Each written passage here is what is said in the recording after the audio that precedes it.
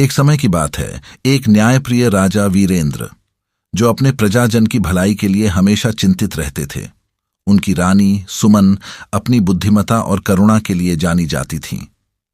हाल ही में उन्होंने गांव से कई शिकायतें सुनी कि किसान परेशान हैं। राजा ने रानी से कहा, हमें कुछ करना होगा। रानी ने सहमति जताई, हमें किसानों की समस्या समझनी चाहिए। राजा ने अपने मंत्री प्रकाश को बुलाया और कहा, हमारे गांव के किसानों की समस्याओं को जानना जरूरी है। गांव में किसान रामू ने सबको इकट्ठा किया। उसकी आवाज में चिंता थी।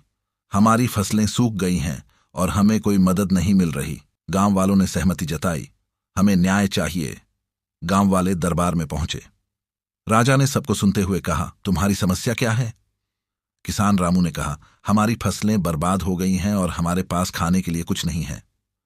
राजा ने गंभीरता से कहा, मुझे तुम्हारी चिंता समझ में आती है, लेकिन हमें इसका कारण जानना होगा। किसान रामू ने कहा, कुछ लोग हमारी फसलों को नुकसान पहुंचा रहे हैं। राजा ने कहा, हमें इस समस्या का समाधान खोजना होगा। रानी सुमन ने कहा, हमें एक प्रतियोगिता आयोजित करनी चाहिए। जो भी सच्चाई लाएगा उसे पुरस्कार मिलेगा। मंत्री प्रकाश ने भी सहमति जताई। प्रतियोगिता के दौरान एक गांव वाला साहस से बोला, मैं जानता हूं कि किसने फसलों को नुकसान पहुंचाया। यह हमारे गांव का एक व्यक्ति है। गांव में हलचल मच गई। राजा ने उस व्यक्ति को बुलाने का आदेश दिया। राजा ने कहा, तुमने अपने गांव वालों के साथ अन्याय किया है, तुम्हें इसकी सजा मिलेगी। रानी ने कहा, सच्चाई की महत्ता समझो। आज से तुम सबको यह समझ लेना चाहिए कि सच्चाई हमेशा विजयी होती है। गांव वाले खुश होकर मिलकर अपने गांव का पुनर्निर्माण करने लगे। किसान रामू ने कहा, अब हम सभी मिलकर अपनी फसलें उगाएंगे।